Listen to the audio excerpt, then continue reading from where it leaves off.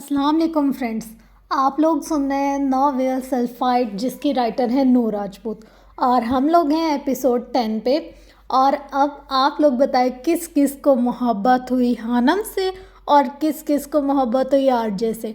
मतलब मिस्टर हमदानी और आसिया बेगम की कहानी तो एक साइड पर अलग ही यार उनका लेवल है। अल्लाह, इतनी सच्ची मोहब्बत के बुढ़ापे में जाके मिल रहे हैं। वाह वाह वाह, क्या मज़ा आ रहा है यार। राइटर ने जो अच्छी बात की है ना वो यही वाली की है कि हमें ना थोड़ा सा मोटिवेट कर दिया कि यार अगर आपकी लाइफ में कुछ अच्छा कुछ पॉजिटिव आना हो तो ज़रूरी नहीं है कि आप उसके लिए प्लानिंग करें। एक बहुत बड़ा प्लानर ऊपर भी बैठा है, यानी कि अल्लाह ताला। वो आपके लिए इतना खूबसूरत इतना अच्छा प्लान करेंगे कि आपको तो कुछ प्लान करने की ज़रूरत ही नहीं पड़ेगी। जैसा कि आसिया बेगम, उन्होंने बिल्कुल भी नहीं सोचा था, कोई प्लानिंग नहीं की थी कि इस उम्र में जाकर वो शादी करेंगी। बट अल्लाह ने उनके नसीब में लिखा हुआ था, तो कैसे मिस्टर हमदानी बमा अपनी दौलत उनकी ज़िंदगी में आ गए। तो ये तो एक मजाक की बात थी, बट अगर किसी की ज़िंदगी में रियली में ऐसा हो जाए, ओए होए होए होए, रियलिटी तो कुछ और ही शानदार होगी ना। मतलब कि उनकी जब मैं लाइफ देखती हूँ ना आसिया बेगम की, मुझे लगता है कि यार ये बंदी तो अपनी ज़िंदगी में इतनी मायूस हो गई होगी और इतनी ज़्यादा डिमोटिवेट हो गई होगी कि इसके पास तो कुछ भी नहीं बचा। लाइक बच्चों की खिदमत, उनकी ज़िंदगी, उनकी सब कुछ करने के चक्कर में इसने तो अपनी ज़िंदगी ज़ीरो कर ली। बट जब अल्लाह ने उसको नवाजा, ओए ओए क्या ही नवाजा है। कुछ लोग यार ऐसे होते हैं, दुनिया में ही नवाज दिए जाते हैं। तो हम अल्लाह से यही दुआ करते हैं हमें दुनिया और आखिरत दोनों में नवाजा जाए। मतलब ऐसा नहीं हो कि हम दुनिया के पीछे चले जाएं तो आखिरत भूल जाए, आखिरत के पीछे चले जाएं तो दुनिया हमें, चलो दुनिया ना भी हो तो फिर भी खैर है, बस आखिरत अच्छी होनी चाहिए। अच्छा, और क्या कह रही थी मैं यार, उम्मे हानम की जो हालत हुई ना, आए हाय। मतलब कुछ कुछ लड़कियां होती हैं ऐसी टची और इतनी, मतलब कि और किसी ने कोई बात की तो की क्यों, हो गई तो कैसे हो गई, इसको नहीं होना चाहिए था, ये वो इस तरह की। यार बहुत मज़ा आ रहा है। प्लीज़ आप लोग फ्रेंड्स इसको बिल्कुल भी स्किप मत कीजिएगा, मतलब बिल्कुल भी स्किप मत कीजिएगा। इट्स अ हम्बल रिक्वेस्ट कि ना, अगर आपको ना अपने ईमान को मज़बूत करना है, अगर आपको अपने करेक्टर को स्ट्रॉन्ग करना है, अगर आपको ना मतलब लाइफ के हवाले से कुछ लेसन चाहिए तो ये नॉवेल आपको ज़रूर सुनना चाहिए। मैं ना बहुत सिलेक्टिव काम करती हूँ। मतलब अगर मैं एक वीक में एक दो नॉवेल भी पोस्ट करूँ, पर मेरी कोशिश ये होती है कि बहुत अच्छी चीज़ हो, ऐसी चीज़ जो आपकी लाइफ में पॉजिटिव चेंज लाए, ऐसी चीज़ जो आपको डिमोटिवेशन से निकाल कर मोटिवेट भी करे और कुछ ना कुछ अच्छा पॉजिटिव सिखाए भी सही। तो बस मैं आप लोगों से ये रिक्वेस्ट करती हूँ कि अगर कोई एक चीज़ भी आपको अच्छी सीखने को मिले तो इस चैनल पर बने रहिएगा। और मुझे बहुत ज़्यादा आप लोग की सपोर्ट की ज़रूरत है फ्रेंड्स। जो मेरा प्रीवियस चैनल था जिस पर मैंने 550 समथिंग वीडियोस पोस्ट की हुई थी, वो चैनल डेड हो गया। मतलब कुछ उसमें एरर आया, कुछ ग्लिचेस ऐसे आए कि जिसकी वजह से मेरी वो पूरी 2 साल की मेहनत वेस्ट हो गई।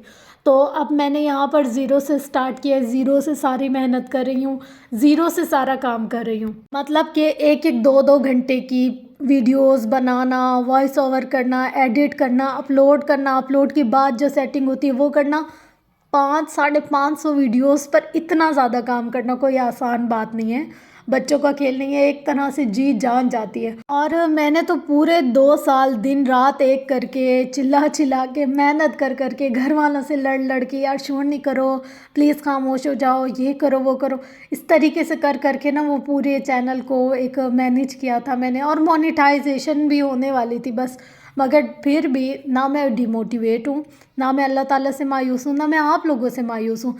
अगर कभी इंसान को ठोकर लगती है ना, मतलब उसके लिए खैर है। और मुझे लगता है कि अगर मेरा वो चैनल गया तो मेरे लिए उसमें खैर होगी। अल्लाह ताला ने मुझे किसी बड़े शर से बचा लिया, जिसके बदले में मुझे एक अच्छी खैर और एक अच्छा मतलब सिला अल्लाह ताला ज़रूर देंगे। मैं अल्लाह ताला की रहमत से मायूस या नाउम्मीद नहीं हूँ। बट मैं आप लोगों से इतनी रिक्वेस्ट करती हूँ कि प्लीज़ मुझे इस चैनल पर बहुत ज़्यादा आप लोग की सपोर्ट की ज़रूरत है। आप लोग मुझे जितना हो सके सपोर्ट करें, इस चैनल को शेयर करें, लाइक करें, पूरी पूरी वीडियोस वॉच करें, ताकि हमारा जल्दी जल्दी से जो کرائٹیریا ہے وہ کمپلیٹ ہو اور ہم پھر اور زیادہ اچھا کام کریں اور زیادہ اس پر محنت کریں اور زیادہ ویڈیوز اپلوڈ کریں. تو بس یہ تھی آج کی میری ریکویسٹ آپ لوگوں سے. اب ہم جلدی سے ناول کو اسٹارٹ کرتے ہیں. ریڈی سیٹ گو. وہ دونوں سیمینار روم میں بیٹھی تھیں. خانم نے شکر ادا کیا تھا کہ اب تک اسے آرجے کہیں نظر نہیں آیا تھا.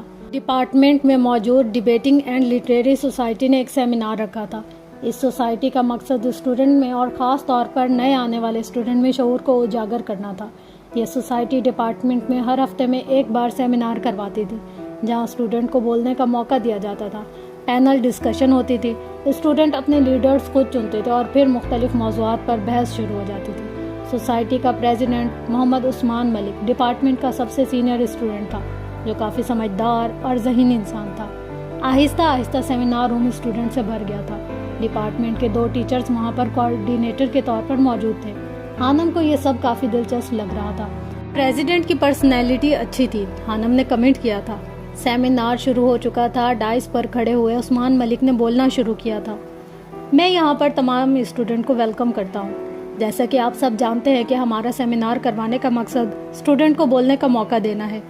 ہر انسان کے ذہن میں ہر موضوع سے متعلق کچھ نہ کچھ سوالات ہوتے ہیں اور انہی سوالوں کا جواب دینے میں ہر بار نئے موضوعات کو لے کر آتا ہوں. سلام دعا کے بعد وہ شائستگی سے کہہ رہا تھا. اس بار میرا موضوع بہت عام سا ہے لیکن صرف سننے اور دیکھنے میں اور میری ٹیم اس موضوع پر روشنی ڈالنا چاہیں گے کچھ الگ طریقے سے. آپ کے سوال ہوں گے اور ہمارے جواب. آج کا ہمارا موضوع ہے اسلام سے لوگ ڈرتے کیوں ہیں. لوگ اس مذہب کو ایک فوبیا سمجھتے ہیں. کیا مطلب اس کا؟ اب مذہب پر بحث ہوگی. خانم کو برا لگا تھا. سن تو لو یار وہ کیا کہہ رہا ہے, باقی بعد میں فیصلہ کرنا. مہرو نے اسے چپ کروایا تھا. ہم ان پہلوؤں پر روشنی ڈالیں گے کہ کن وجوہات کے بنا پر لوگوں کو اسلام فوبیا ہے اور کن باتوں اور کاموں سے ہم اس فوبیا کو اور اسلام کے ساتھ لگے دہشت گردی کے ٹائٹل کو ختم کر سکتے ہیں. اس نے اپنے ممبرز کو دعوت دی تھی جس نے اسلام کی حقیقت پر روشنی ڈالی تھی اور بتایا تھا کہ کیسے اسلام امن و سلامتی والا ملک ہے. اس کی تقریر سن کر اسٹوڈنٹس کافی پرجوش ہوئے تھے. اسلام ایک حقیقی اور بہترین مذہب ہے. اب اس پر میں اپنی ایک بہت ہونہار ٹیم ممبر کو دعوت دوں گا. وہ لڑکی اسٹیج پر آئی اور اس نے دلائل اور واقعات سے ثابت کیا کہ اسلام ایک بہترین اور حقیقی مذہب ہے. یہ موضوع ایسا تھا کہ وہاں بیٹھا کوئی بھی اسٹوڈنٹ مذہب پر سوال نہیں اٹھانا چاہتا تھا. چونکہ نئے سال کا آغاز تھا تو سیمینار کا آغاز بھی اللہ اور اس کے دین سے کیا گیا تھا. Any question? لڑکی نے تقریر کرنے کے بعد اسٹوڈنٹ سے پوچھا تھا. اس کی تقریر پر پورا ہال تالیوں سے گونج اٹھا تھا. بے شک وہ اچھا بولتی تھی. آئی ہیو اے کوسچن مس. آواز پر سب نے پلٹ کر دیکھا تھا. آرجے سب سے آخر میں بیٹھا تھا اور اس وقت وہ کھڑا تھا اپنا سوال لیے. یہ کب آیا؟ خانم نے اسے دیکھ کر اپنا چہرہ چھپایا تھا جیسے وہ اسے ہی ڈھونڈ رہا ہو. آپ نے کہا تھا کہ اسلام ایک حقیقی مذہب ہے. میں اس موضوع پر کچھ کہنا چاہوں گا. کیا میں وہاں آ سکتا ہوں؟ اس نے پوچھا تھا. یس شیور پلیز. عثمان ملک نے اسے آنے کی اجازت دی تھی. وہ پورے اعتماد سے قدم اٹھاتا اسٹیج کی طرف بڑھا تھا. یہ کیا کرنے والا ہے؟ خانم کو کچھ عجیب سا محسوس ہوا تھا. اسے یقین تھا وہ الٹا ہی بولنے والا تھا. ڈائس پر پہنچنے کے بعد آرجے نے اپنا موبائل سامنے نظر آتی اسکرین یعنی پروجیکٹر سے اٹیچ کیا تھا. اچانک اسکرین پر ایک بحری جہاز نظر آنے لگا تھا. وہاں بیٹھا ہر اسٹوڈنٹ حیران تھا. سب دلچسپی سے اسے دیکھ رہے تھے. وہ نہیں جانتے تھے کہ اس جہاز کا مذہب سے کیا تعلق تھا. اب وہ ڈائس سے اسٹیج کی طرف چلا گیا تھا. یہ جو آپ ایک بحری جہاز دیکھ رہے ہیں نا, یہ آپ کو پاگل کر سکتا ہے. آرجے نے بولنا شروع کیا تھا. اسٹوڈنٹس توجہ. اب میں آپ کو ایک معمہ بتانے لگا ہوں جس نے گزشتہ 2000 برس سے انسانی دماغ کو پلپلا کیے رکھا ہے. جوں جوں دماغ کی وسعت بڑھتی جا رہی ہے اتنا ہی یہ معمہ دئی بناتا جا رہا ہے دماغ کی. آپ بھی سنیے اور دماغ کے پیچ ڈھیلے کیجیے. یہ معمہ 50 برس بعد از مسیح دور کے ایک یونانی ڈرامہ نگار اور رائٹر پلوٹارش نے اپنے ڈرامہ بادشاہ تھیسیس کی زندگی میں پیش کیا ہے. ایک دفعہ کا ذکر ہے کہ بادشاہ تھیسیس اور نوجوان ایتھنا شہزادی دور دراز کے رومی جزیرے کریٹ سے لکڑی کے ایک بحری جہاز میں سوار ہوئے تھے اور یونانی جزائر کی سیر فرمائی تھی. یہ شاہی جوڑا یونان میں بہت متبرک سمجھا جاتا تھا بلکہ یونان کے مرکز ایتھنز کا نام اسی ایتھنا شہزادی کے نام پر ہے. بعد میں رفتہ رفتہ ایتھنز کے بازیوں نے اس تاریخی جہاز کو تھیسیس کا جہاز نام دے کر تبرک کے طور پر اپنی بندرگاہ میں کھڑا کر لیا. یہاں تک کہ 250 برس بیت گئے اور بادشاہ ڈیمٹریئس کا دور آ گیا۔ اس دوران جیسے جیسے اور جہاں جہاں جہاز کی لکڑی شکستہ ہوتی گئی، اس کی جگہ نئی لکڑی لگا کر جہاز کو درست کر لیا جاتا ہے۔ کچھ عرصہ بعد پورے جہاز میں کوئی ایسا حصہ نہ رہا جو تبدیل نہ ہوا ہو۔ اس زمانے کے فلاسفروں نے اس جہاز کے متعلق عجیب و غریب خیالات رکھنے شروع کر دیے۔ کچھ فلاسفر کہتے تھے کہ چونکہ پورا جہاز تبدیل ہو چکا ہے اس لیے اب یہ متبرک جہاز نہیں رہا۔ کچھ نے کہا کہ ان تبدیلیوں کے بعد بھی یہ وہی جہاز ہے۔ وہ ایک پل کے لیے خاموش ہوا تھا، پھر بولنا شروع کیا تھا۔ تو اسٹوڈنٹ پلوٹارچ پوچھتا ہے کہ آپ کا کیا خیال ہے؟ یقیناً آپ میں سے زیادہ تر یہی سوچ رہے ہوں گے کہ یہ عین وہی جہاز ہے۔ اگر ایسا ہے تو آگے سنیے۔ صدیوں بعد 16ویں صدی میں تھامس ہوبز نے اس معمے پر کام کرنا شروع کیا۔ اس نے حل دینے کے بجائے جان بوجھ کر معمہ مزید پیچیدہ کر دیا۔ پہلے تو کچھ بھی رائے رکھ سکتے تھے، مگر اب جو بھی رائے رکھیں گے ہر صورت میں نتائج سنگین ہو سکتے ہیں۔ جیسے اگر کائنات میں ہماری زمین کے علاوہ کہیں اور زندگی بھی ہے تو واہ واہ، اور اگر ہم اکیلے ہیں تو شدید شاوا۔ اس کی بات پر ہال میں اسٹوڈنٹس کی دھیمی دھیمی ہنسی کی آواز گونجی تھی۔ تھامس نے اس معمے پر مزید تفصیلات شامل کرتے ہوئے کہا تھا کہ بالفرض اس متبرک جہاز کے پچھلے تمام تختے اور جو بھی تبدیل کیا گیا تھا ان سے جہاز دوبارہ بنا کر بندرگاہ میں کھڑا کر دیا جائے تو اب آپ کے پاس 2 جہاز ہو گئے، ایک تبدیلیوں میں سے گزرا ہوا جہاز اور ایک اصل لکڑی سے بنا ہوا جہاز۔ سوال یہ پیدا ہوتا ہے کہ ان میں سے تھیسیس کا جہاز کون سا ہے؟ وہ ایک بار پھر خاموش ہوا تھا۔ خانم آنکھیں سکوڑے اور کان کھولے اسے سن رہی تھی۔ وہ کافی دلچسپ باتیں کر رہا تھا۔ اسٹوڈنٹس کے ذہن میں کھلبلی سی مچ گئی تھی۔ پلوٹارچ سے پہلے ہیراکلیٹس اور پلاٹو بھی اسی قسم کے سوال پوچھ چکے تھے۔ دونوں نے پوچھا تھا کہ اگر لکڑہارے نے اپنے کلہاڑے کا دستہ تبدیل کروایا، کچھ عرصے بعد دستے میں لوہے کی تیز دھار تبدیل کروا لی، کیا وہ کلہاڑا وہی ہے یا کوئی اور ہو چکا ہے؟ تھامس نے یہاں بھی پنگا لیا اور پوچھا کہ کلہاڑے کے قدیم پرزوں کو جوڑ کر اگر کلہاڑا بنا لیا جائے تو اب 2 کلہاڑے ہو گئے۔ سوال یہ ہے کہ اصلی والا کلہاڑا کون سا ہے؟ حال میں گہری خاموشی چھائی ہوئی تھی۔ پہلے والا کلہاڑا اصلی ہے، جس لڑکی نے تقریر کی تھی اس نے بلا اختیار ہی جواب دیا۔ نہیں، بعد والا اصلی ہے، ایک اسٹوڈنٹ نے حال سے جواب دیا تھا اور لڑکی کی نفی کی تھی۔ آرجے کے چہرے پر مسکراہٹ پھیل گئی تھی۔ ایک دلچسپ کھیل کا آغاز ہوا تھا۔ اس فلسفیانہ معمے کا سائیڈ ایفیکٹ ابھی کچھ عرصہ پہلے ایک قانونی جنگ کی صورت میں نظر آیا تھا۔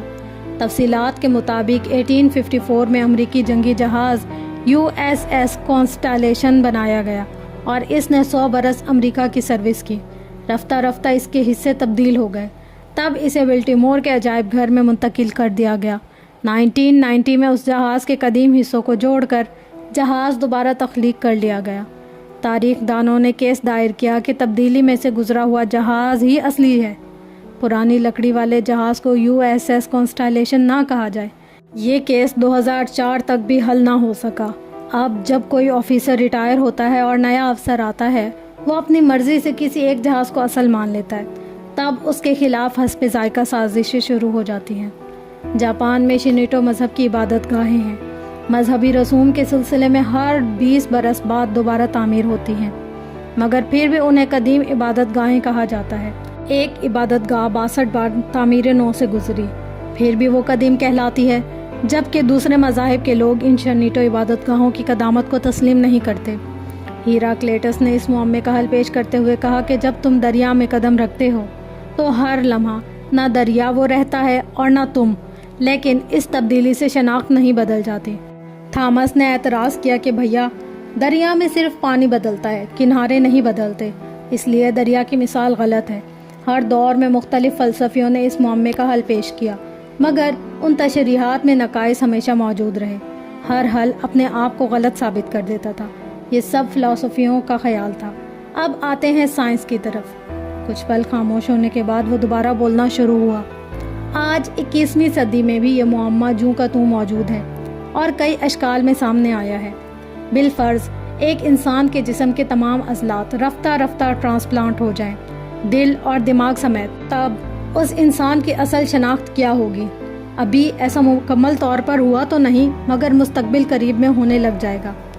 ہر 5 سے 7 برس کے اندر انسان میں موجود تمام ایٹم نئے ایٹموں سے تبدیل ہو جاتے ہیں۔ اس دوران شکل و صورت اور جسم بھی تبدیل ہو جاتا ہے۔ پیدائش سے لے کر بڑھاپے تک انسان کئی بار بدلتا ہے۔ جو ایٹم براہ راست ہوا میں جھڑ جاتے ہیں وہ کسی نہ کسی صورت کسی اور انسان کے جسم میں شامل ہو جاتے ہیں۔ یعنی آپ کے جسم میں چند ارب ایٹم شاید علامہ اقبال کے ہوں، کچھ ایٹم قائد اعظم کے ہوں، کچھ ہٹلر کے اور کچھ گوتم بدھ کے بھی ہو سکتے ہیں۔ آپ کے اپنے ایٹم بھی دوسرے متعلقہ یا غیر متعلقہ انسانوں میں ہوں گے۔ کہہ سکتے ہیں کہ آپ کی بے شمار لاشیں اس وقت آپ کے جسم سے باہر کسی نہ کسی صورت میں موجود ہیں۔ یعنی دریا تو بدلتا ہی ہے، تم زیادہ بدل جاتے ہو، بلکہ بالکل نئے جسم کے مالک ہو جاتے ہو۔ تو سوال یہ پیدا ہوتا ہے کہ اصلی والے آپ کون ہیں؟ ہر انسان میں اس کا اپنا جسم تو موجود ہی نہیں، دوسرے زندہ و مردہ انسانوں سے ادھار لیا ہوا ہے۔ اس نے اسٹوڈنٹ سے سوال کیا تھا لیکن کسی کے پاس جواب نہیں تھا۔ یہی تھیسیس کے جہاز والا معمہ ہے جو خود تبدیلی سے نہیں گزرا، جوں کا توں وہیں کھڑا ہے۔ وہ اسٹیج پر کبھی دائیں تو کبھی بائیں چل رہا تھا۔ تو یہ تھا تھیسیس کے جہاز کا معمہ جو 7 سمندر عبور کرتا اور زیادہ تر لاجواب رہتا۔ اب آپ مجھے بتائیں مس کہ آپ نے کہا اسلام حقیقی مذہب ہے۔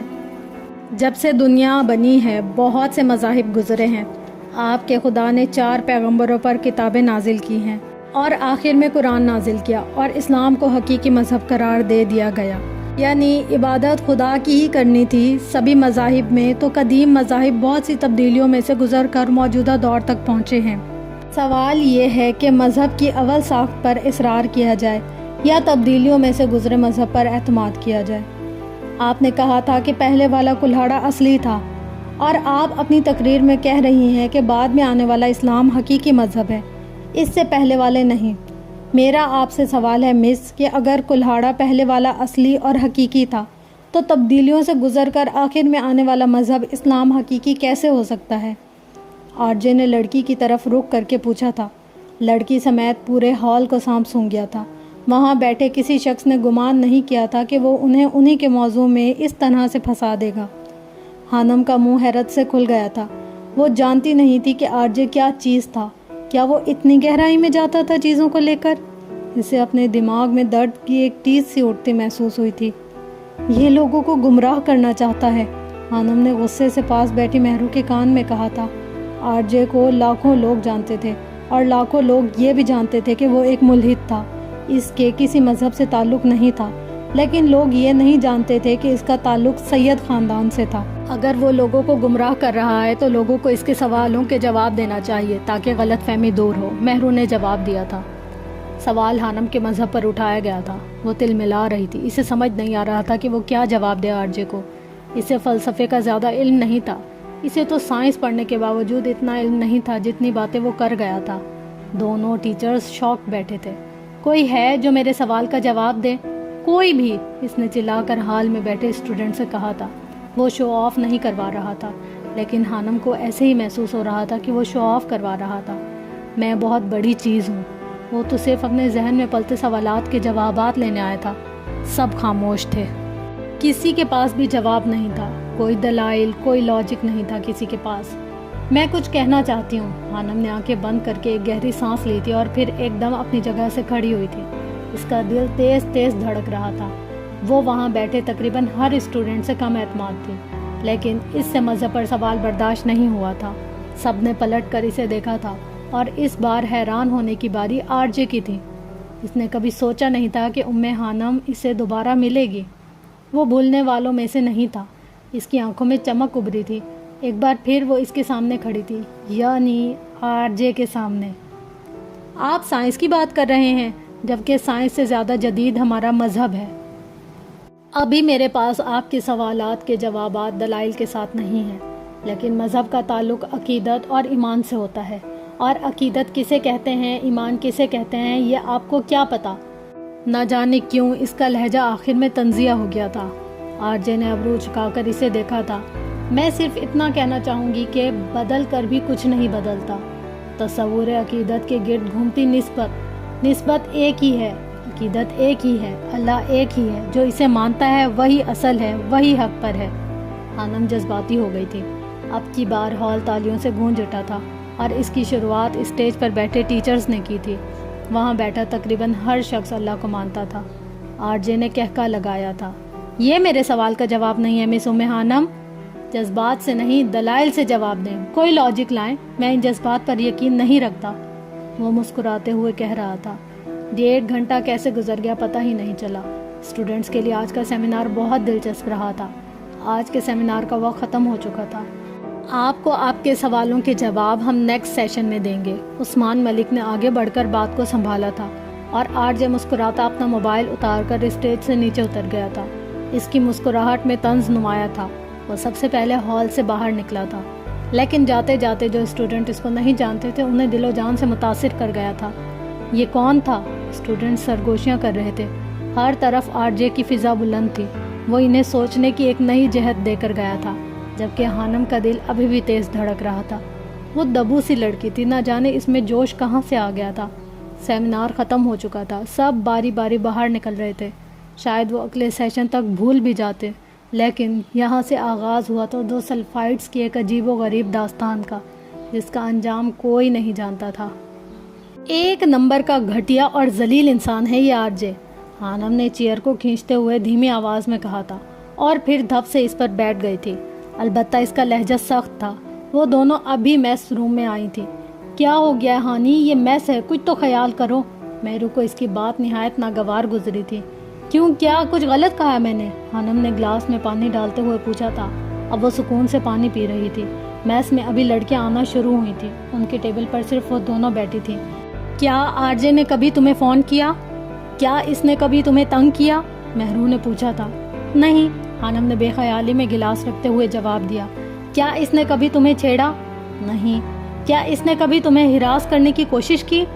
کیا اس نے کبھی تمہیں چھونے کی کوشش کی؟ نہیں۔ اس بار خانم چونکی تھی۔ کیا اس کی آنکھوں میں تمہیں کبھی ہوس نظر آئی؟ کیا تمہیں کبھی محسوس ہوا کہ وہ تم میں دلچسپی لیتا ہے؟ مہرو اس کی آنکھوں میں آنکھیں ڈالے پوچھ رہی تھی۔ نہیں، ہمارا المیہ یہی ہے کہ ہم بنا پرکھے کیا سرائی کرتے ہیں، خانم بڑبڑائی تھی۔ تو پھر تم کیسے کہہ سکتی ہو کہ وہ ایک گھٹیا انسان ہے؟ تم مان کیوں نہیں لیتی ہانی کہ آرجے کو مس خانم میں کوئی دلچسپی نہیں ہے؟ وہ دبی دبی آواز میں چلائی تھی۔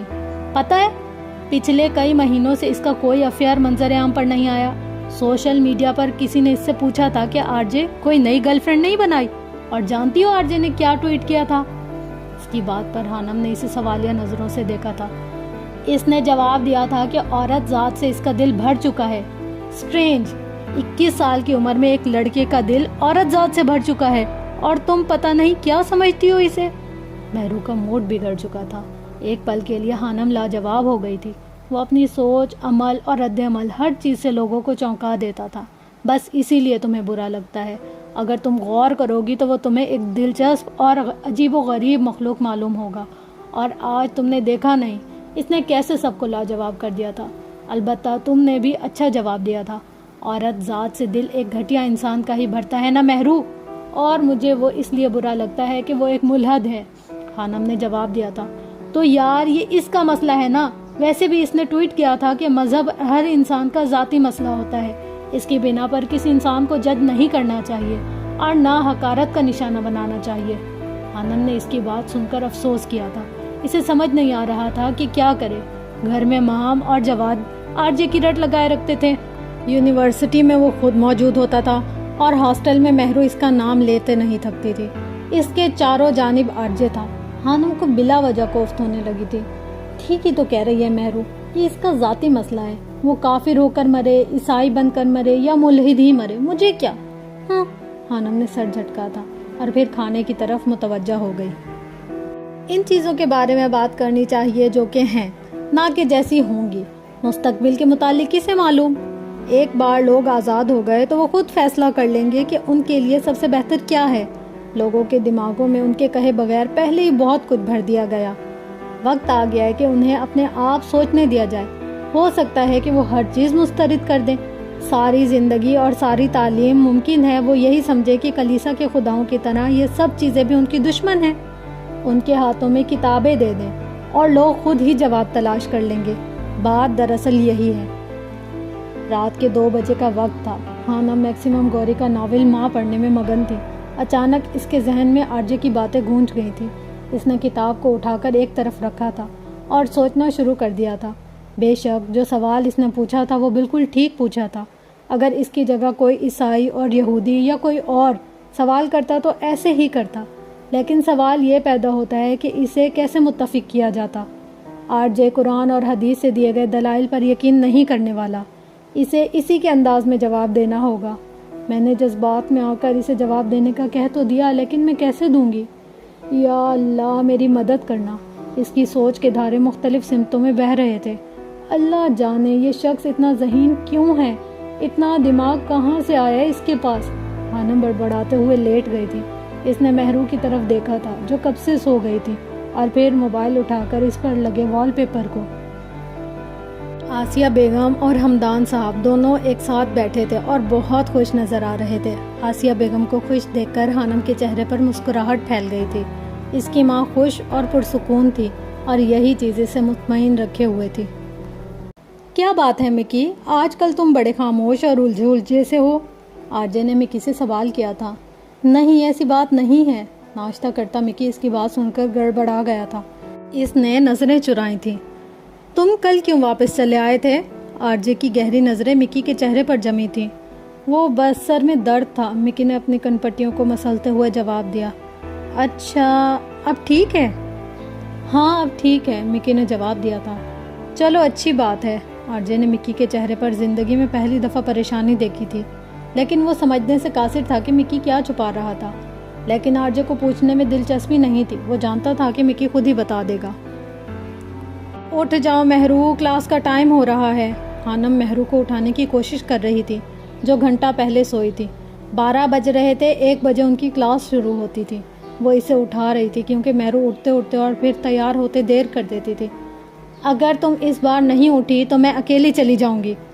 خانم اسے آخری دھمکی دیتے ہوئے کمرے سے باہر نکل گئی تھی. جبکہ اس کی دھمکی سن کر مہرو نے جھٹ سے آنکھیں کھولی تھیں. وہ اچھے سے جانتی تھی کہ خانم سچ میں اسے چھوڑ کر جا سکتی تھی. کیا مصیبت ہے یار، 1 بجے کلاس، کتنا غلط وقت ہے. مہرو کو کوفت ہو رہی تھی اور پھر وہ خانم کے آنے سے پہلے بستر سے اٹھ گئی تھی. موسم ابر آلود ہو رہا تھا. سیاہ بادلوں نے نیلے آسمان کو کہیں چھپا لیا تھا. ٹھنڈی ہوائیں روح سے ہو کر گزرتی تو سکون بخشتی تھیں. خانم کو یہ موسم بہت پسند تھا. یہ موسم اس کے چہرے پر حقیقی مسکراہٹ پھیلا دیتا تھا. اس کے دل میں ایک خوف ضرور تھا کہ کہیں سے آرجے اس کے سامنے آئے گا اور کہے گا تم زیادہ ذہین بنتی ہو، دو نا اب جواب دو. یا پھر کہے گا تمہیں مجھ سے پنگا لینے کی عادت کیوں ہے، تم آرام سے کیوں نہیں رہ سکتی. انہی سوچوں میں گم وہ دونوں ڈپارٹمنٹ پہنچ گئی تھی. کلاس شروع ہونے میں ابھی 15 منٹ ہیں، ہم جوس پی لیں، مہرو نے کہا تھا اور خانم نے اس کی بات پر اس بات میں سر ہلایا تھا. وہ دونوں کبھی ڈپارٹمنٹ کے کیفے نہیں جاتی تھی، بلکہ ڈپارٹمنٹ سے باہر بنے کیفے پر جانا انہیں اچھا لگتا تھا. جنت روڈ کو کراس کرنے کے بعد وہ دونوں کیفے آ گئی تھی. خانم کی نظر ریسٹورنٹ کے جھرمٹ میں بیٹھے آرجے پر پڑی تھی. اس نے سیاہ گھنے بالوں کو جیل کی مدد سے پیچھے کی جانب کر رکھا تھا اور وہ گرے پینٹ اور بلیک ٹی شرٹ پہنے لوگوں کو اٹریکٹ کر رہا تھا. ایک پل کے لیے خانم کا دل سہما تھا کہ وہ ابھی اٹھ کر اس کی جانب آئے گا اور اس کا مذاق اڑائے گا، لیکن نہیں. آرجے کی نظر اس پر بے دھیانی میں پڑی تھی اور پھر وہ اسے نظر انداز کر دیا تھا جیسے جانتا ہی نہ ہو. شکر ہے. خانم نے اس کے اگنور کرنے پر شکر ادا کیا تھا. وہ بہت جلد لوگوں کے دلوں میں گھر کر لیتا تھا. اب تو ویسے بھی وہ سنگر تھا. لوگ خود بخود اس کی طرف مائل ہوتے تھے اور آرجے بے دہانی کی نظر میں بھی اسے اچھا خاصا نوٹ کر گیا تھا. وہ اس وقت بلیک ٹراؤزر پر پیچ کلر کی شرٹ پہنے ہوئے تھی اور پیچ کلر کے بڑے سے دوپٹے کو خود پر پھیلا رکھا تھا. جب وہ کالج جاتی تھی تو اس کے کپڑے اتنے مہنگے اور برانڈڈ نہیں ہوتے تھے، لیکن اب وہ کافی برانڈڈ کپڑے پہننا شروع ہو گئی تھی. اس کے چہرے پر جو سب سے زیادہ چیز متوجہ کرنے والی تھی وہ اس کی آنکھیں تھیں. بڑی بڑی گرے آنکھیں. بائیں آنکھ کے بائیں طرف ایک تل تھا. جب وہ آنکھ کھول کر دیکھتی تھی تو وہ تل واضح نظر آتا تھا. بلا شبہ وہ خوش شکل لڑکی تھی جسے معصوم اور پیاری کہا جا سکتا تھا. آرجے نے ابھی تک اس کی تھوڑی یعنی چین پر چمکتے اس نشان کو نہیں دیکھا تھا جو اسے پیدائشی ملا تھا. یا شاید اس کی آنکھوں کے پاس وہ خوبصورتی، وہ وسعت تھی ہی نہیں جس سے وہ ایک چمکتی چیز کو دیکھ سکے. مہرو جوس لے کر آ گئی تھی. اس کا پورا گروپ اٹھ کر چلا گیا تھا اور وہ بھی ساتھ ہی گیا تھا. خانم نے ایک گہرا سانس لیا تھا. جہاں وہ ہوتا تھا وہاں حانم کو انکمفرٹیبل فیل ہوتا تھا۔ اس کے جانے کے بعد حانم کے چہرے پر چمک بڑھ گئی تھی۔ اب وہ مہرو سے کسی بات پر کھل کھلا کر ہنستی اور موسم کا لطف اٹھا رہی تھی۔ ویک اینڈ پر وہ گھر آئی ہوئی تھی۔ بارش زوروں سے جاری تھی۔ جواد، مہم اور وہ تینوں بارش میں لان میں فٹ بال کھیل رہے تھے۔ حمدان صاحب آفس گئے تھے۔ آسیہ بیگم اندر ملازموں کے ساتھ کھانا بنا رہی تھی۔ وہ تینوں بہن بھائی بہت خوش نظر آ رہے تھے اور ان کے ساتھ اس گھر کے ملازم بھی، کیونکہ ان کے آنے سے گھر میں رونق میں اضافہ ہو گیا تھا۔ اچانک جواد فٹ بال اٹھا کر گیٹ کی طرف بھاگا تھا۔ جواد، کہاں جا رہے ہو؟ فٹ بال ادھر دو۔ حانم اس کے پیچھے بھاگی تھی، جبکہ مہم تھک ہار کر بیٹھ گئی تھی۔ وہ تینوں مکمل طور پر بھیگ چکے تھے۔ آسیہ بیگم انہیں کتنی بار بلانے آئی تھی لیکن وہ کھیلنے میں مگن تھے۔ جواد گیٹ کھول کر باہر نکل گیا تھا۔ جواد، واپس آؤ! حانم نے گیٹ میں کھڑے ہو کر اسے آواز لگائی تھی۔ چلانے کی آواز سن کر دو گھر چھوڑ کر اپنے گھر کے سامنے بائک پر بیٹھے آرجے نے مڑ کر دیکھا تھا۔ وہ گیٹ سے باہر منہ نکالے اس لڑکے کو آوازیں لگا رہی تھی جو اس کے پاس سے گزر کر آگے بھاگ گیا تھا۔ جواد کی نظر آرجے پر نہیں پڑی تھی۔ اتنی دور سے بھی حانم نے آرجے کو دیکھ لیا تھا۔ وہ ایک جھٹکے سے اندر ہوئی اور ٹھا کی آواز سے گیٹ بند کیا تھا۔ آرجے یہاں؟ حانم کے چہرے کا رنگ پھیکا پڑ گیا تھا۔ وہ اندر کی جانب بھاگی تھی، جبکہ جواد کچھ دیر بعد واپس آ گیا تھا۔ کیا ہوا؟ وہاں کیا دیکھ رہے ہو؟ مکی نے دوسری بائک پر بیٹھتے ہوئے پوچھا تھا۔ کچھ نہیں، مجھے لگا میں نے حانم کو دیکھا تھا ابھی، آرجے کہہ رہا تھا۔ اس کی بات سن کر ہیلمٹ سر پر باندھتے مکی کے ہاتھ کانپے تھے۔ حانم اور یہاں؟ آرجے تم پاگل ہو گئے ہو۔ بالآخر مکی ہنسا تھا۔ اسے لگا تھا کہ آرجے کو وہم ہو گیا تھا۔ ہاں، مجھے ایسا لگا تھا کہ وہ حانم تھی۔ آرجے اب بھی اس بند گیٹ کو دیکھ رہا تھا۔ ظاہر سی بات ہے، بیوی ہے تمہاری، نظر تو آئے گی نا ہر جگہ، مکی نے شرارت سے کہا تھا۔ بکو مت، معمول کے مطابق آرجے بھڑکا تھا۔ تھوڑی دیر پہلے والا حیران سا آرجے کہیں غائب ہو گیا تھا۔ پہلی بار زندگی میں اسے وہم ہوا تھا۔ یہ اسے لگ رہا تھا۔ وہ جانتا تھا کہ حانم ایک غریب گھر کی لڑکی تھی۔ وہ یہاں کبھی بھی نہیں ہو سکتی تھی۔ 5 منٹ بعد وہ بائک کو فل بارش میں آگے پیچھے بھگائے جا رہے تھے۔ یعنی میرا اس دن والا وہم ٹھیک نکلا، وہ آرجے ہی تھا، وہ یہاں رہتا ہے۔ اللہ خیر کرے، حانم اپنے بالوں کو خشک کرتے ہوئے بڑبڑا رہی تھی۔ یہ منحوس ہر جگہ میرے پیچھے پہنچ جاتا ہے۔ حانم کا دل خراب ہو گیا تھا۔ اسے سمجھ نہیں آ رہا تھا کہ ایسا کیوں ہو رہا ہے، کیوں اسے آرجے کے اتنا قریب لایا جا رہا تھا۔ بے خیالی میں اس کی نظر سامنے لگے آئینے پر پڑی تھی۔ وہ ایک دم چونک گئی تھی۔ جب سے وہ یونیورسٹی گئی تھی بہت پیاری ہوتی جا رہی تھی۔ سیاہ رنگ کے کپڑوں میں اس کا رنگ دمک رہا تھا۔ اس کے سنہرے لمبے بال کمر پر بکھرے پڑے تھے۔ پریشانیاں اور دکھ انسان کو کھا جاتے ہیں، اور اب اسے نہ کوئی پریشانی تھی اور نہ ہی دکھ۔ وہ خوش تھی کیونکہ اس کی ماں خوش تھی۔ انہیں اب چھوٹی چھوٹی چیزوں کے لیے ترسنا نہیں پڑتا تھا۔ وہ اب خوشحال تھی اور یہی چیز انہیں خوبصورت بنا رہی تھی۔ وہ اور نکھرتی جا رہی تھی، خوبصورتی اور ذہانت دونوں میں۔ کچھ موسم کا اثر تھا، کچھ بارش میں بھیگنے کا، اور کچھ اپنے آپ کو خوبصورت محسوس کرنے کا۔ آرجے کا خیال کہیں اڑن چھو ہو گیا تھا۔ وہ مسکرائی تھی اور پھر دوبارہ اپنے آپ کو آئینے میں دیکھ کر شرما گئی تھی۔ تیرے کمرے کے آئینوں کو میں دشمنوں میں شمار کرتا ہوں۔ ویک اینڈ کے بعد وہ ہاسٹل واپس آ گئی تھی۔ ڈرائیور اسے گاڑی میں چھوڑ جاتا تھا۔ آسیہ بیگم اسے کھانے کی بہت سی چیزیں بنا کر دیتی تھی، اس لیے وہ اور مہرو میس میں کم جاتی تھی۔ ہر 15 دن بعد حمدان انکل اس کے اکاؤنٹ میں اچھی خاصی رقم ٹرانسفر کروا دیتے تھے۔ اسے سمجھ نہیں آتا تھا کہ وہ پیسے کہاں خرچ کرے، کیونکہ اسے فضول خرچی کی عادت نہیں تھی۔ اس میں اعتماد پیدا ہو رہا تھا۔ وہ اپنے آپ کو آزاد محسوس کر رہی تھی۔ آج پھر ڈپارٹمنٹ میں ان کا سیشن تھا، یعنی پھر سیمینار تھا۔ آرجے اور وہ دونوں کلاس میں ایسے ہوتے تھے جیسے ایک دوسرے کو جانتے ہی نہ ہو، اور یہی چیز حانم کو پرسکون کیے ہوئے تھی۔ وہ بلا وجہ اس کا سامنا نہیں کرتا تھا۔ اس دن جیسے ہی وہ دونوں کلاس میں داخل ہوئی تھی، انہیں ایک افراتفری سی نظر آئی تھی۔ اسٹوڈنٹ ایک لڑکی کے گرد جمع تھے جو بری طرح سے رو رہی تھی۔ وہ کومل تھی، جس کی نئی شادی ہوئی تھی ابھی کچھ دن پہلے۔ اس کے شوہر نے اسے طلاق دے دی تھی۔ اس کے ماں باپ نہیں تھے، وہ اپنے ماموں کے گھر رہتی تھی۔ طلاق کے بعد اس کے ماموں نے بھی اسے رکھنے سے انکار کر دیا تھا۔ مہرو اور حانم دونوں کو دلی افسوس ہوا تھا۔ اچانک حانم کی نظر آرجے پر پڑی تھی، جس کے چہرے پر کافی غصہ نظر آ رہا تھا۔ وہ حیران ہوئی تھی کہ اسے کس بات پر غصہ آ رہا تھا۔ ایک لیکچر لینے کے بعد ان کا سیمینار شروع ہوتا تھا۔ خانم اپنے آپ کو اس بار تیار کر کے آئی تھی کہ اگر آر جے نے جواب مانگ لیا تو وہ اسے دے سکے۔ کلاس میں ٹیچرز نے افسوس کیا تھا، آج کل ویسے بھی طلاق کی شرح بڑھتی جا رہی تھی۔ ہمارا آج کا سیمینار کسی خاص موضوع پر نہیں ہے، بلکہ آج آپ لوگ معاشرے سے متعلق جو سوال آپ کے ذہن میں ہوں انہیں پوچھ سکتے ہیں۔ آج ہم معاشرے میں پھیلی کچھ برائیوں کا ذکر کریں گے۔ عثمان ملک اپنے مخصوص انداز میں بول رہا تھا۔ اس نے 5 ممبرز کو اسٹیج پر بٹھایا ہوا تھا جو کافی ذہین کہلاتے تھے اور کافی تیاری کے ساتھ آئے تھے۔ سوال جواب کا سیشن شروع ہوا تھا۔ مختلف اسٹوڈنٹس نے سوال کیے تھے جن کا جواب دیا گیا تھا۔ برائیوں کی وجوہات کو زیر بحث لایا گیا تھا۔ آر جے ان کی باتیں سن کر پک گیا تھا۔ وہ ایک جھٹکے سے کھڑا ہوا۔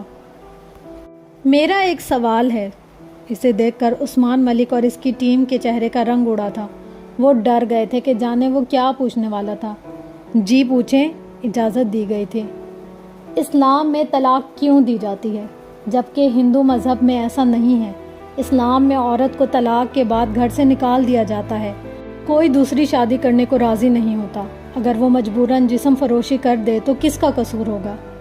اسلام سے اچھا تو ہندو مذہب، وہ اپنی بیوی کو چھوڑتے تو نہیں؟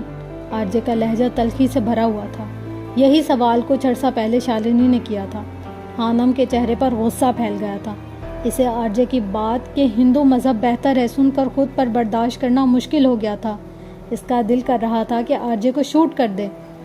پلیز اب یہ مت کہنا کہ یہ ہمارے خدا کا حکم ہے، ہمارے دین کا حصہ ہے۔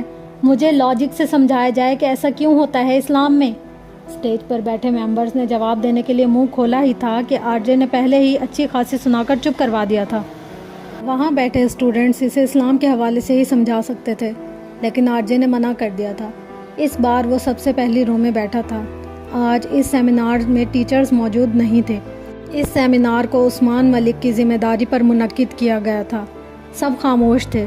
عثمان ملک کی نظریں اسٹوڈنٹ میں کسی کو ڈھونڈ رہی تھی اور پھر نظروں نے خانم کو ڈھونڈ لیا تھا۔ وہ خاموش بیٹھی تھی، البتہ اس کے چہرے پر ایک چمک تھی۔ خانم نے محسوس کیا تھا کہ عثمان ملک گھبرایا ہوا تھا۔ وہ لوگ ایک ریٹیشنلسٹ کے ہاتھوں ذلیل نہیں ہونا چاہتے تھے۔ خانم نے عثمان ملک کو سر کے اشارے سے پرسکون رہنے کا کہا تھا۔ کیا میں کچھ کہہ سکتی ہوں؟ آواز پر آر جے نے پلٹ کر دیکھا تھا۔ وہ اپنی جگہ پر کھڑی تھی۔ آر جے کے چہرے پر خانم کو دیکھ کر ناگواری ابھری تھی۔ وہ اب نیچے کی جانب اتر رہی تھی۔ سیمینار ہال میں ہمیشہ کرسیاں پیچھے کی جانب اونچائی میں رکھی ہوتی ہیں تاکہ پیچھے والوں کو آسانی سے سب نظر آئے۔ وہ پر اعتماد سی آ کر آر جے کے سائڈ پر کھڑی ہوئی تھی۔ اوہ تو مس خانم، اب آپ کہیں گی کہ نسبت ایک ہی ہے، ہمارا ایمان ہے، دین ہے، وغیرہ وغیرہ۔ آر جے نے اس کے پچھلے جواب کا مذاق اڑایا تھا۔ مسٹر آر جے، کیا آپ کی کوئی بہن ہے؟ خانم نے سوال کیا تھا۔ اس بات کا میرے سوال سے کیا تعلق ہے؟ وہ اچنبھے سے اسے دیکھ رہا تھا۔ ہے یا نہیں؟ خانم نے اس کی بات کو نظر انداز کیا تھا۔ ہاں ہے، وہ مدیحہ کو اپنی بہن ہی سمجھتا تھا۔ کیا وہ شادی شدہ ہے؟ نہیں، آر جے نے جواب دیا تھا۔ وہ کچھ قدم آگے بڑھا کر اس کے سامنے اسٹیج پر جا کھڑی ہوئی تھی۔ مہرو حیرت سے منہ کھولے اس کے اعتماد کو دیکھ رہی تھی۔ فرض کریں کہ آپ کی بہن کی شادی ہو جاتی ہے اور اس کا شوہر ایک نہایت لفنگا انسان نکلتا ہے جو نشے کرتا ہے، جوا کھیلتا ہے، بری عادتوں میں مبتلا ہو۔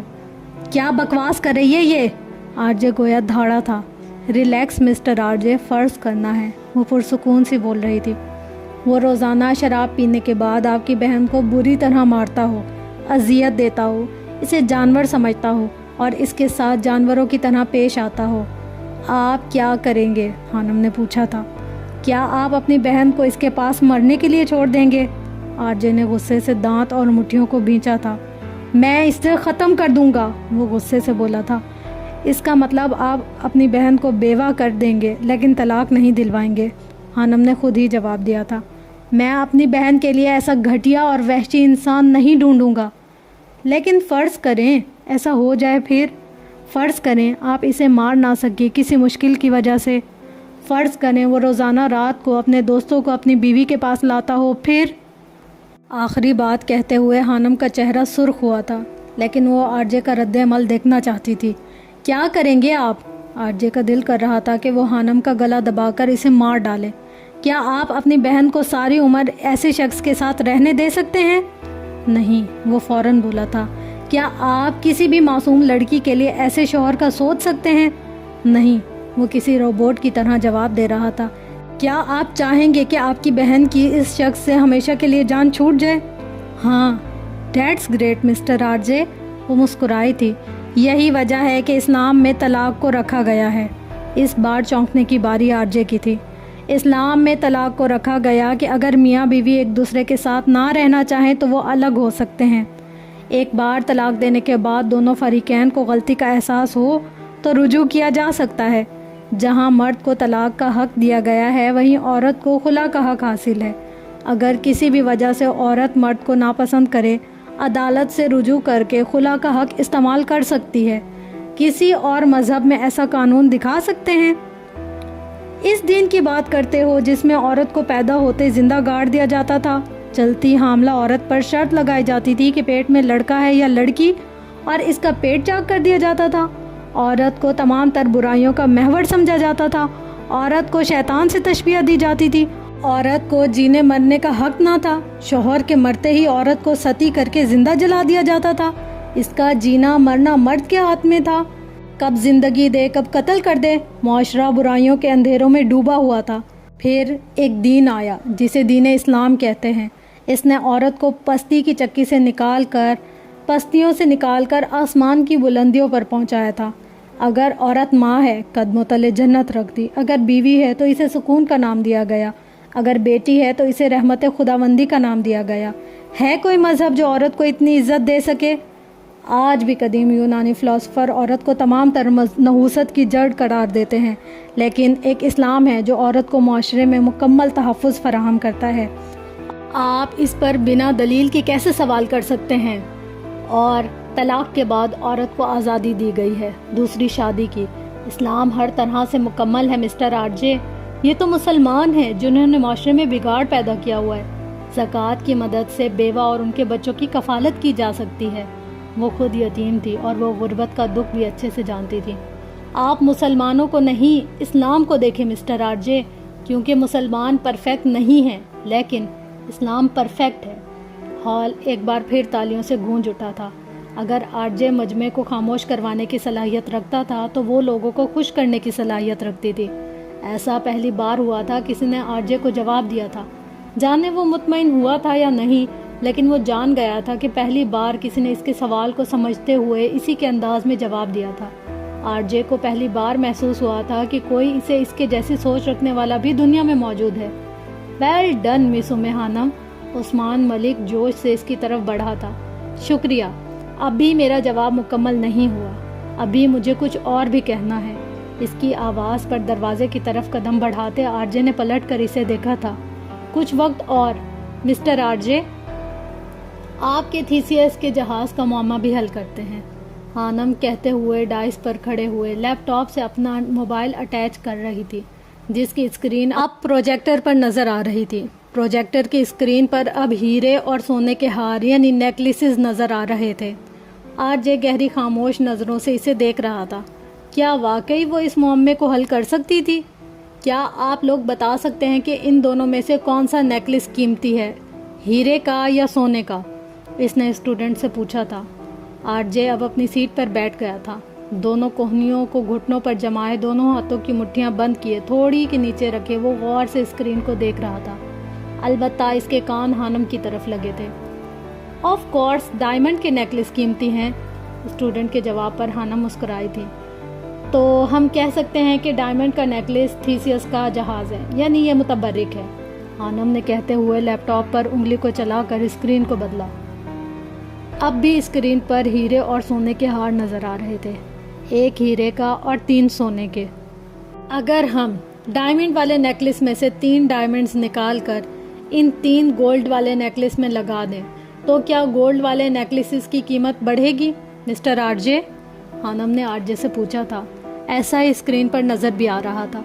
3 सोने के हारों में 3 हीरे जड़े थे, यानी हर हार में 1 हीरा।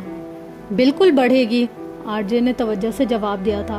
وہاں بیٹھے ہر اسٹوڈنٹ کے لیے یہ ایک دلچسپ گیم تھی جو آر جے اور حنم کے درمیان چل رہی تھی. وہ سب اسے بہت انجوائے کر رہے تھے. یعنی اگر ایک متبرک چیز کا حصہ اگر کسی عام چیز میں چلا جائے تو عام چیز بھی متبرک ہو جاتی ہے. دوسرے لفظوں میں ہیروں کے جڑنے سے ہاتھ کی قیمت بڑھ گئی ہے. وہ سوالیہ انداز سے اسٹوڈنٹس کو دیکھ رہی تھی. آپ ٹھیک کہہ رہی ہیں مس حنم، ایسا ہو سکتا ہے. آر جے اس کی بات کو سمجھ رہا تھا. تو یہ جواب ہے آپ کے تھیسیس کے جہاز کے سوال کے دوسرے حصے کا. آپ تھیسیس کے متبرک جہاز کے کچھ حصوں سے ایک نیا جہاز بنایا جائے تو وہ اصل ہوگا، متبرک ہوگا یا نہیں؟ وہ بالکل متبرک ہوگا. اب اس نیکلس کو دیکھیں. یہ وہ نیکلس ہے جس سے 3 ڈائمنڈز نکال کر اس میں گولڈ کے پرل لگا دیے گئے ہیں. یہ تھا تھیسیس کا اصلی جہاز جس میں ٹوٹ پھوٹ کے بعد بہت سے پرزوں کو تبدیل یا بدل دیا گیا تھا. اب بھی اس میں ڈائمنڈز موجود ہیں تو کیا یہ متبرک نہیں رہا؟ ایک بار پھر سوالیہ نظروں سے سب کو دیکھ رہی تھی. یہ قیمتی ہے اور متبرک ہے، لیکن پہلے سے کم، کیونکہ اب اس میں ڈائمنڈز کم لگے ہوئے ہیں لیکن موجود ہیں، تو ہم کہہ سکتے ہیں کہ یہ بھی اصلی ہے، یعنی متبرک ہے. اب کی بار جواب عثمان ملک نے دیا تھا. جی بالکل.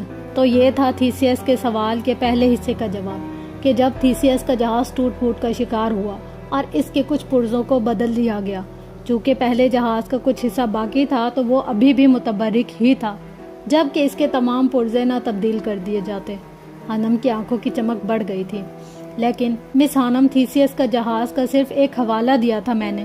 اصل سوال تو مذہب پر تھا کہ تبدیلیوں سے گزرنے پر آخر میں آنے والا مذہب حقیقی کیسے ہو سکتا ہے؟ آر جے پوچھ رہا تھا. درست فرمایا آپ نے مسٹر آر جے، میں نے بھی ابھی صرف ایک مثال دی ہے. مذہب پر بھی میں آتی ہوں. وہ خوش دلی سے مسکرائی تھی.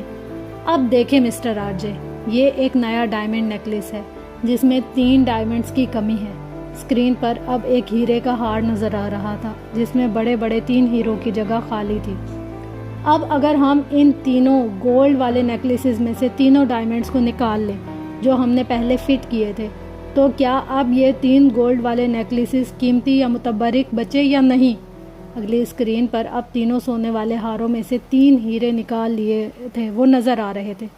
نہیں، کیونکہ پہلے ہی میں نے کہا تھا کہ قیمتی اور متبرک چیز ڈائمنڈ نہ کہ گولڈ.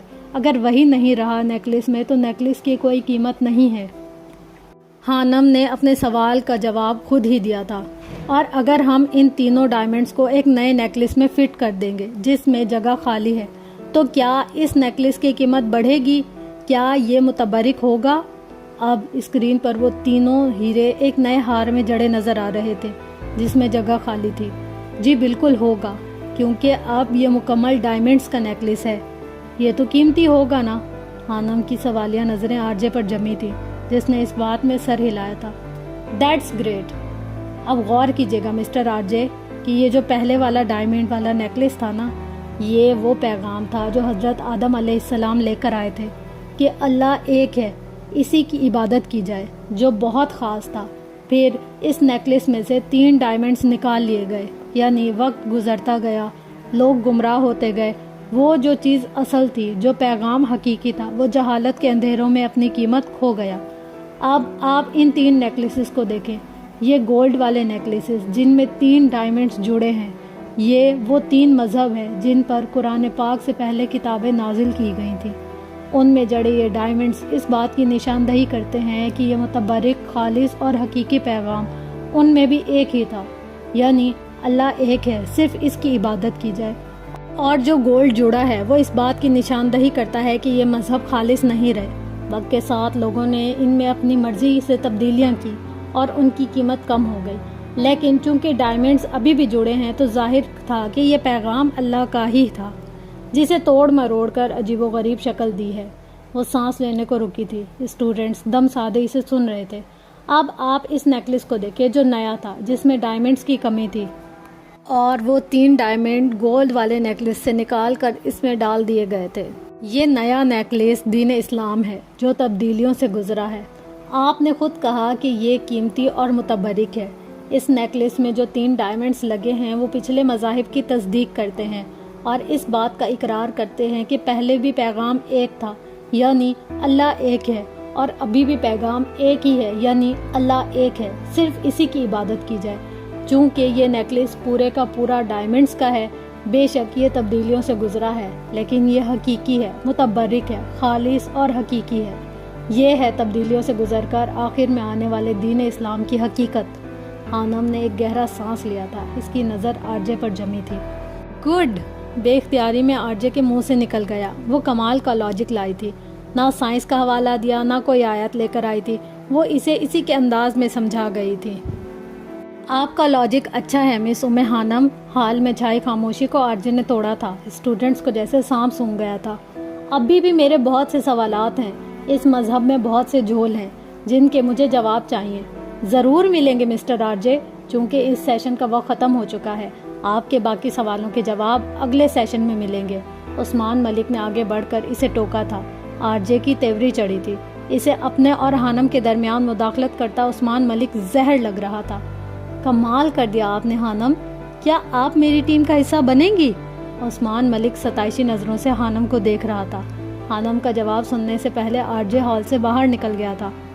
مسٹر آرجے بات سنیں، آپ کے ذہن میں ایسے سوال کہاں سے آتے ہیں؟ اسٹوڈنٹ کا ہجوم اس کے پیچھے بھاگا تھا۔ میں اس قابل نہیں ہوئی ابھی کہ آپ کی ٹیم کے ساتھ چل سکوں، خانم نے مسکرا کر جواب دیا تھا۔ اسٹیج پر بیٹھی نیلم، جو کہ عثمان ملک کی ٹیم کی ہیڈ اور اس کی چہیتی تھی، اس وقت جل کر راکھ ہو گئی تھی۔ آپ ہی تو اس قابل ہیں مس خانم، آپ سوچ لیں، میں انتظار کروں گا۔ وہ بس ضد تھا۔ اس سے پہلے خانم کچھ بولتی، مہرو آندھی طوفان کی طرح اس کی طرف بڑھی تھی۔ تم ادھر مرو ہانی، وہ اسے کھینچتی ہوئی لے گئی تھی، جبکہ عثمان ملک دیکھتا رہ گیا تھا۔